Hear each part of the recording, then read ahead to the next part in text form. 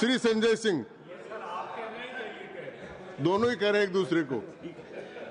धन्यवाद मान्यवर, आपने एक अत्यंत महत्वपूर्ण बिल पे मुझे अपनी बात कहने का मौका दिया।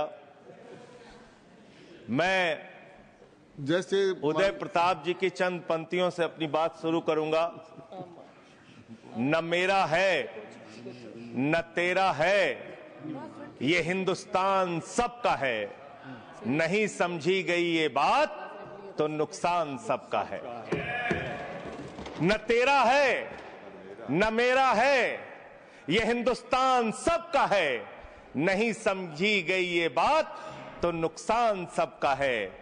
जो आकर मिल गई इसमें वो दिखलाई नहीं देती, जो नदियां मिल गई इसमें वो दिखलाई नहीं देती, महासागर बनाने में मगर एहसान सबका है। महासागर बनाने में मगर एहसान सबका है। मान्यवर, हम लोग बचपन से एक शब्द सुनते आए, सरकार माई बाप। सरकार माई बाप यानी कि जो सरकार होती है वो लोगों की माई बाप होती है, मां की तरह ख्याल रखती है, पिता की तरह ख्याल रखती है। लेकिन अगर कोई सरकार अपने बच्चों को उसका गला घोटने पे उतारू हो जाए तो वो फिर सरकार निष्पक्ष सरकार नहीं है, नहीं है मान्यवर। वो सौतेली मां है, वो सौतेली मां है, उसका व्यवहार सौतेला है।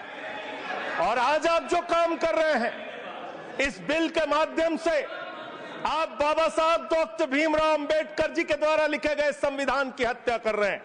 और ये बात मैं इसलिए कह रहा हूं कि बाबा साहब डॉक्टर भीमराव अंबेडकर जी ने संविधान की धारा 26 में लिखा, धार्मिक मामलों के प्रबंधन की स्वतंत्रता, धार्मिक एवं धर्मार्थ उद्देश्यों के लिए संस्थाओं की स्थापना एवं रखरखाव करना, धर्म के मामलों में अपने स्वयं के मामलों का प्रबंधन करना, चल एवं अचल संपत्ति का स्वामित्व एवं अधिग्रहण करना तथा ऐसी संपत्ति का कानून के अनुसार प्रशासन करना। यह अधिकार आपने नहीं दिया, यह अधिकार किसी भारतीय जनता पार्टी के लोगों ने नहीं दिया। यह अधिकार बाबा साहब डॉक्टर भीमराव अंबेडकर जी के द्वारा लिखे गए भारत के संविधान ने दिया मान्यवर। और आप उस संवैधानिक अधिकार को छीन रहे हैं एक गैर संवैधानिक बिल लाके। क्या क्या लिखा इस कानून के अंदर आपने, किस तरीके से आपने इस संविधान की हत्या करने का काम किया। आप बड़ी बड़ी बातें कर रहे हैं। ये सरकार कह रही है कि ये कानून हम मुसलमानों के भले के लिए आ रहे हैं। जब मैं आपसे सुनता हूं तो मुझे लगता है कपिल शर्मा कॉमेडी सर्कस में बोल रहा है। आप मुसलमानों का भला कर रहे हैं, आप मुसलमानों का भला कर रहे हैं। दोनों सदन में एक भी सदस्य, दोनों सदन में सिर्फ एक सदस्य गुलाम अली को छोड़ के एक भी सदस्य आपका मुसलमान नहीं है। आप मुसलमानों का भला कर रहे हैं, आप मुसलमानों का भला कर रहे हैं।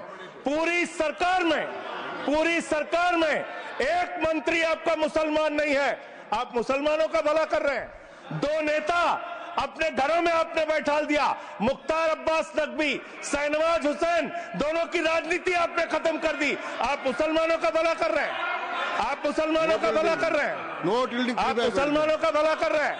अरे सुनना सीखो पहले।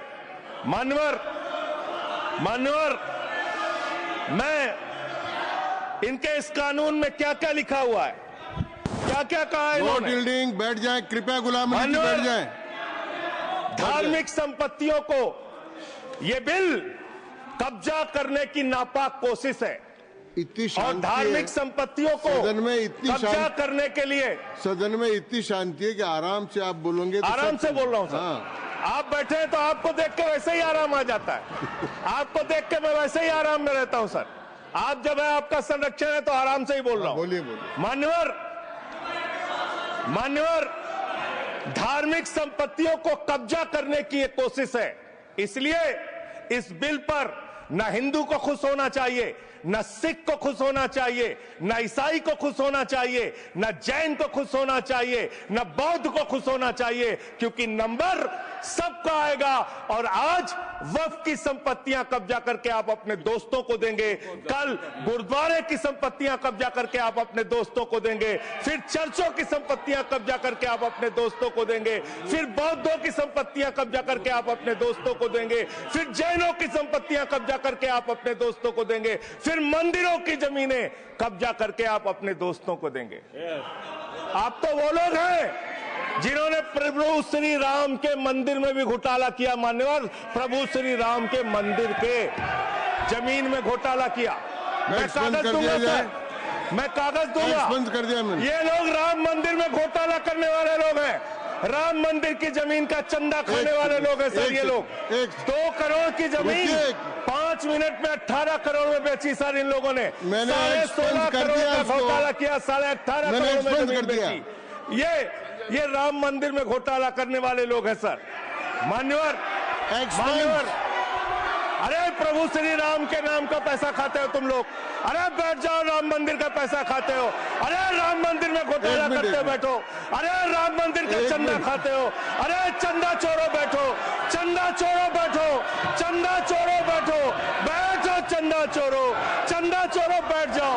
चंदा चोरो तुम लोग चंदा चोरो, चंदा चोरो तुम लोग, चंदा चोरो, चंदा चोरो, चंदा चोरो बैठो। 1 मिनट को प्लीज। चंदा चोरो बैठो। सभापति महोदय, Shri Gajendra Singh ji. Sir, I'm not dealing sir, I'm not dealing. सदस्य ने चंदा चोरी किया इन्होंने, राम का पैसा खाया, करने वाले प्रभु श्री राम का पैसा खाया सर इन्होंने। राम मंदिर का विषय, राम मंदिर में चंदा चोरी किया इन्होंने।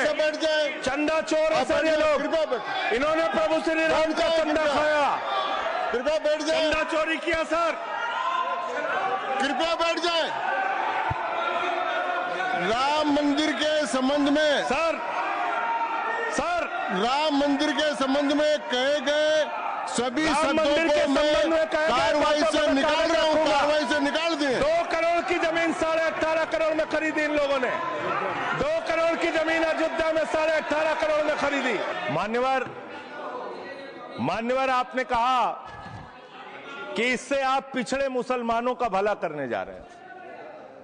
सुनने में बहुत अच्छा लगता है कि आप पिछड़े मुसलमानों का भला करने जा रहे हैं। आपने इसमें कहा कि आप महिलाओं का भला करने जा रहे हैं। सुनने में बहुत अच्छा लगता है कि आप महिलाओं का भला करने जा रहे हैं, लेकिन ये सरकार, और यहां पे इस समय मंत्री जी नहीं है, मैं उनसे पूछना चाहता हूं, आप देश को और सदन को गलत जानकारी क्यों दे रहे हैं? मान्यवर, 2013 के वक्फ बिल में जो भारतीय जनता पार्टी की सहमति और सहयोग से पास हुआ, उसमें भी महिलाओं के लिए आरक्षण था। मना कर दीजिए कि नहीं था, मना करिए कि हम गलत बोल रहे हैं। मान्यवर, मंत्री जी ने कहा 1 करोड़ सुझाव आया। मैं आपसे पूछना चाहता हूं, कितने करोड़ ईमेल आए, कितने करोड़ पत्र आए, कितने करोड़ सुझाव आए? पूरे देश को जानकारी दीजिए, और मैं आपको दावे के साथ कह सकता हूं, जब पूरा सच सामने आएगा तो देश को पता चलेगा कितने लोग इस बिल के विरोध में थे, कितने लोग इस बिल के समर्थन में थे। मैं जेपीसी का सदस्य था मानवर, मैं कह रहा हूं आपसे लाइए। और आप पिछड़े मुसलमानों का भला करना चाहते हैं? मैं आपसे हाथ जोड़कर निवेदन करता हूं, विनती करता हूं, और हमारे जो मित्र उधर भी हैं, अगर आप मेरी बात से सहमत हैं तो समर्थन करना। समाज में छुआछूत को, बीमारी को मिटाने के लिए चलिए उठाते हैं कदम, और अगले सत्र में एक बिल लेके आइए। जितने भी हिंदुओं की कमेटियां हैं, ट्रस्ट है, बोर्ड है, उन सारे ट्रस्ट और कमेटियों में 80% आरक्षण दलित, आदिवासी और पिछड़े हिंदुओं को दीजिए। मैं समर्थन करूंगा आपका, माला पहनाऊंगा आपको। आप पिछड़ों का भला करने की बात करते हैं, आप दलितों का भला करने की बात करते हैं। आपकी मातृ संस्था आरएसएस 100 साल तक आपने एक भी दलित, पिछड़ा और आदिवासी, एक भी महिला को आज तक आरएसएस का प्रमुख नहीं बनाया। आप दलितों और पिछड़ों और आदिवासियों की आरएसएस के बारे में भला करने की बात करते कर हैं। माननीय, इस बिल में क्या लिखा है? आप जो भी बातें इस विधेयक के अलावा बोलेंगे, उन सब को मैं एक्सप्लेन करूंगा। क्या सत्य नहीं है? क्या ये सच नहीं है? सर, मेरा टाइम रोका जाए। और सर, बिल के बारे में बात करते हैं माननीय मंत्री जी ने कहा आज आप इस बिल को पास कर रहे हैं, आज आपका सीना चौड़ा हो रहा है, आपको लग रहा है एक धर्म के अधिकार को आप छीन रहे हैं। नहीं, कल को आप सभी धर्मों की धार्मिक संपत्तियां छीन के आप अपने दोस्तों का देने का काम करेंगे। मैं फिर इसको दोहरा रहा हूं और फिर इसको कह रहा हूं कि आप ये करेंगे, धार्मिक संपत्तियों के कब्जा करने का काम करेंगे। और किसी गलतफहमी में मत रहिए, आपको लोकसभा के चुनाव में मात्र 36% वोट मिला है। इस देश की 64% आबादी आज भी आपके खिलाफ है, आज भी आपके खिलाफ खड़ी है। किसी गलतफहमी में मत रहिए। बड़ी बड़ी सत्ता उखड़ गई और चली गई। मान्यवर, आपने इसमें लिखा बिल के अंदर कि वक्फ कमेटी के अंदर गैर मुसलमान इसका सदस्य बन सकता है। आप क्या गुरुद्वारा कमेटी के अंदर गैर सिख को मेंबर बना सकते हैं? क्या ईसाई कमेटी के अंदर गैर ईसाई को सदस्य बना सकते हैं? क्या बौद्धों की कमेटी के अंदर गैर बौद्ध को, क्या जैनों की कमेटी के अंदर गैर जैन को आप मेंबर बना सकते हैं? और इतना ही नहीं, क्या आप हिंदुओं के ट्रस्ट में, मंदिर के ट्रस्ट में आप क्या गैर हिंदू को मेंबर बना सकते हैं? नहीं बना सकते, नहीं बना सकते। आप एक झूठ फैला रहे हैं देश भर में, देश भर में झूठ फैला रहे हैं। आप कह रहे हैं, ये मैं पढ़ रहा हूं राम मंदिर का, सर, राम मंदिर ट्रस्ट। झूठ शब्द असंसदीय है, जो असंसदीय शब्द उनको निकाल दीजिए। सत्य से परे, सत्य से परे। सर, ये प्रभु श्री राम के मंदिर का ट्रस्ट, मैं इसका समर्थन करता हूं। नहीं, आप सर, मैं इसका समर्थन कर रहा हूं। ये सब्जेक्ट नहीं है सर, समर्थन कर रहा हूं। सुन तो लीजिए, आप कहे से नहीं सुनूंगा। डिस्ट्रिक्ट मजिस्ट्रेट प्रोसीडिंग में नहीं आएगा सर, मेरी बात तो बिल्कुल नहीं आएगा। सर, मेरी बात सुन लीजिए।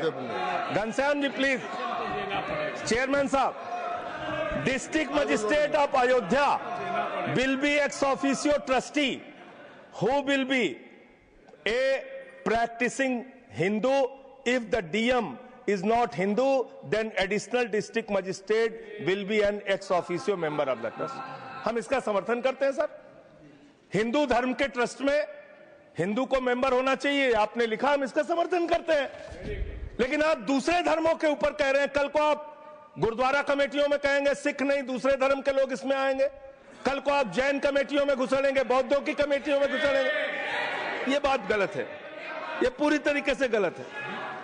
और आज पूरे देश को आप बताइए, मान्यवर, पूरे देश को आप बताइए, 2009 में आपने अपना घोषणा पत्र जारी किया था, मैनिफेस्टो। ये मैनिफेस्टो आपका लेके आया हूं, ये तो आपका डॉक्यूमेंट है, मेरे घर नहीं बना। इस मैनिफेस्टो में लिखा है इन्होंने कि 2009 के मैनिफेस्टो में लिखा है कि वक्फ की जमीनों पर जो अवैध कब्जे हुए हैं, के.आर. रहमान की कमेटी की रिपोर्ट के हिसाब से हम मुस्लिम धर्म गुरुओं के साथ बातचीत करके उसको खाली कराने का काम करेंगे। कितना दोहरा चरित्र है आपका। आपने कहा वक्फ की जमीनों को खाली कराने का काम करेंगे जिसपे कोई और कब्जा कर रखा है। मान्यवर, एक और बात, सुप्रीम कोर्ट के अंदर आप कह रहे हो कागज चाहिए, कागज चाहिए। मंत्री जी ने कहा कागज चाहिए। मंत्री जी, आपको कागज की बहुत जरूरत होती है, कागज आपको चाहिए। आपकी सरकार ने 2020 में, ये पूरे देश को देखना चाहिए, पूरे देश को सर, 2020 में मैं जेपीसी का मेंबर था, एक कागज वहां मिला में 2020 में सुप्रीम कोर्ट में। सर, आप, मेरी बात नहीं आ रही सर, मेरी बात नहीं आ रही। 2020 में मान्यवर, इस भारत की सरकार ने, मोदी जी की सरकार ने शपथ पत्र दिया सुप्रीम कोर्ट में। से क्या लिखा हुआ है? 99% वक्फ की संपत्तियां डिजिटाइज हो चुकी हैं। मुख्तार अब्बास नकवी साहब आपके मंत्री थे, उनका बयान है 100% वक्फ की संपत्तियां डिजिटाइज हो चुकी हैं। तो जब आप सारी संपत्तियां डिजिटाइज कर चुके हैं, सब कुछ ऑनलाइन कर चुके हैं वामसी पोर्टल में, सारे कागजात जांच चुके हैं, तो क्या आप फसाद कराने के लिए फिर से कागज मांग रहे हैं? फसाद कराने के लिए, आप फसाद कराने के लिए कागज मांग रहे हैं। आप फसाद कराने वाले हिंदू हैं, हम सौहार्द फैलाने वाले हिंदू हैं। यह बुनियादी फर्क है, यह बुनियादी फर्क है आप में। आप देश भर में फसाद, नफरत, लड़ाई, झगड़ा कराने का काम करते हैं। मान्यवर, मैं अंत में आप लोगों से सिर्फ एक ही बात कहना चाहता हूं कि आज सच्चर कमेटी की रिपोर्ट की बात कही गई और कहा गया 12,000 करोड़ की आमदनी हो सकती थी। एक सुझाव मैं पूरे सदन की तरफ से इस सरकार को देना चाहता हूं। 12,000 करोड़ की आमदनी की चिंता है वक्फ की, करोड़ों मुसलमानों की चिंता है आपको। एक अपने दोस्त को पकड़ के लाइए, नीरव मोदी को 20,000 करोड़ वसूलिए, 12,000 करोड़ वक्फ को दीजिए, 8,000 करोड़ अपने पास रखिए। 8,000 करोड़ का आपको मुनाफा होगा, 12,000 करोड़ वक्फ को दे दीजिए, करोड़ों मुसलमानों का भला हो जाएगा। मान्यवर, अंतिम बात कह के आपने कहा सच्चर कमेटी की रिपोर्ट से 12,000 करोड़ की आमदनी की बात कही गई है। अर्ध सत्य मत बोलिए, पूरा सत्य बोला कीजिए। सुविधाजनक सत्य मत बोलिए, पूरा सच बोला कीजिए। मंत्री जी, इसमें लिखा हुआ है सच्चर कमेटी की रिपोर्ट में कि भारत की सरकार ने, राज्यों की सरकार ने अलग अलग राज्यों में अलग अलग जगहों पे 365 वक्फ की संपत्तियां कब्जा कर रखी हैं। आप उसके बारे में नहीं बताते, आप अर्ध सत्य बोलते हैं। मैं तो जेपीसी का मेंबर रहा हूं, मुझे सब पता है। तो इसलिए मान्यवर, आप फैला रहे हैं झूठ, ट्रिब्यूनल के फैसले, बस खत्म सर, खत्म। असत्य, सत्य से परे मान्यवर, सत्य से परे मान्यवर। ट्रिब्यूनल के लिए आप कह रहे हैं उसको अपील नहीं की जा सकती। हाई कोर्ट का फैसला ट्रिब्यूनल के फैसले के खिलाफ आया है, सुप्रीम कोर्ट का फैसला ट्रिब्यूनल के फैसले के खिलाफ आया है। आपने कहा 5 साल का प्रैक्टिसिंग मुस्लिम होना चाहिए। कैसे प्रैक्टिसिंग मुस्लिम तय करेंगे सर? आप क्या मुसलमानों के घर में सीसीटीवी का कैमरा लगाएंगे? कौन नमाज पढ़ रहा है, कौन नमाज नहीं पढ़ रहा है, कौन मुसलमान है, कौन मुसलमान नहीं है? आपने मान्यवर ऐसे प्रावधान इसमें रखे हैं जो बड़े अजीब हैं, जो अपने आप में ये बताते हैं कि आपकी मंशा सिर्फ देश में झगड़ा कराने की है, नफरत फैलाने की है, फसाद कराने की है। आपकी मंशा कहीं भी मुसलमानों का या किसी वर्ग का भला करने की नहीं है। बस एक अंतिम बात कह के अपनी बात समाप्त करूंगा। ये काम आपने देश के अंदर बहुत अच्छा शुरू कर दिया। आप एक काम करते हैं, देखो मुसलमानों को ठीक कर रहा हूं, दूसरी तरफ महंगाई बढ़ रही है, नुकसान हिंदुओं का। 94 लाख करोड़ रुपए शेयर बाजार में डूब रहा है, नुकसान हिंदुओं का। 11 लाख बच्चे स्कूलों से बाहर निकल गए, नुकसान हिंदुओं का। तो मुसलमानों को ठीक करने के नाम पर आप नुकसान देश के करोड़ों हिंदुओं का भी कर रहे हैं। इसलिए ये सब बातें करके देश में आप नफरत फैला के ये सब झगड़े फसाद के काम मत कीजिए। और अंत में आपसे एक ही बात कहना चाहता हूं, अभी भी वो मौका है इस बिल को जो गैर संवैधानिक है, जो बाबा साहब के संविधान के खिलाफ है, इसको वापस लीजिए। धन्यवाद।